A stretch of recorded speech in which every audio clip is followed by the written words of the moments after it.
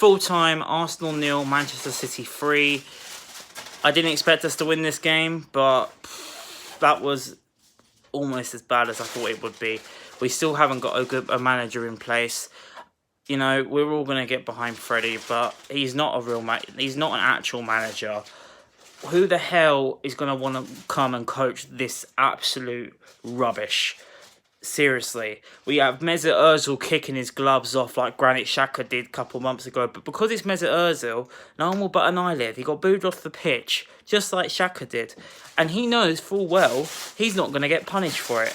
Because the worst thing Xhaka got was he got stripped of the captaincy, didn't play for a month, and then suddenly he was back in the team like nothing happened.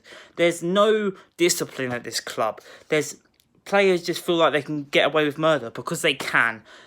Absolutely awful. Like I said, Manchester City are a fantastic footballing side. However, they have not been the Manchester City that won the league twice in a row. They've been vulnerable. They lost last week to Manchester United, who only drew today at home to Everton, who we coincidentally have next. Everton on a good run of form. We'll probably lose that game as well.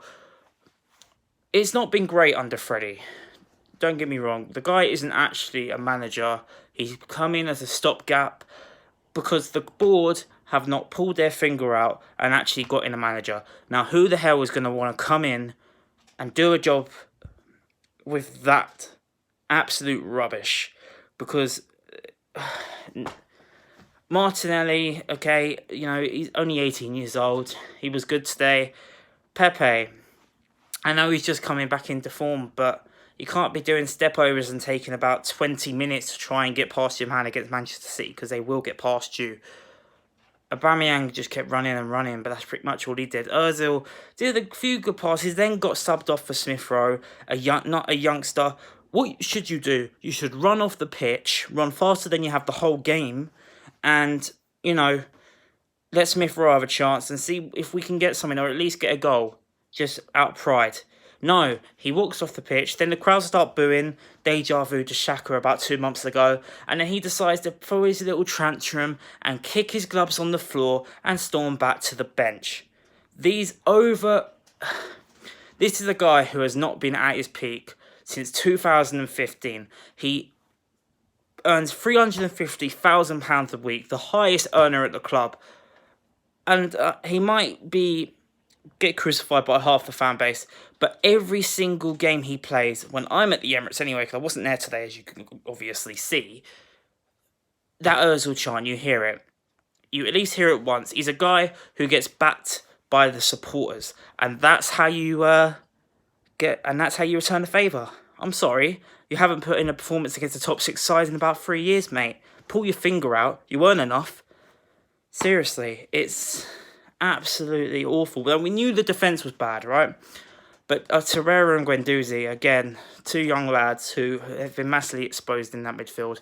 Midfield 3 that did consist of Gundogan, Phil Foden, and I've forgotten who else. And Rodri, and of course De Bruyne are kind of in a diamond shape.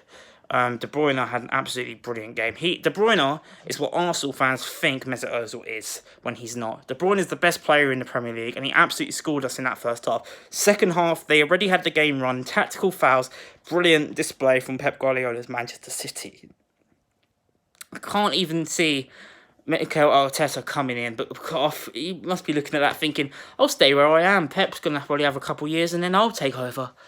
Why should I spend my time with these overpaid jobsworths? Because that's what they are. They can't put in a performance. Now, if we lost today, gave it 100%, worked our socks off, I would have said, you know what, lads, this is the better team, but you got outplayed. And they did get outplayed in the first half, but it was just sloppy mistakes again and again. And we just need to get someone in. But like I said, who the hell's going to come in and solve this mess? The board need to step up. We're an absolute mess. Anyway, I don't really have much else to say after that. Leno, keeping the score down as he always does, probably been our best player this season. If it weren't for him, it probably would have been 6 or 7. It would have been embarrassing. Like this video if you enjoyed this little rant. Subscribe if you're new around here. See you later.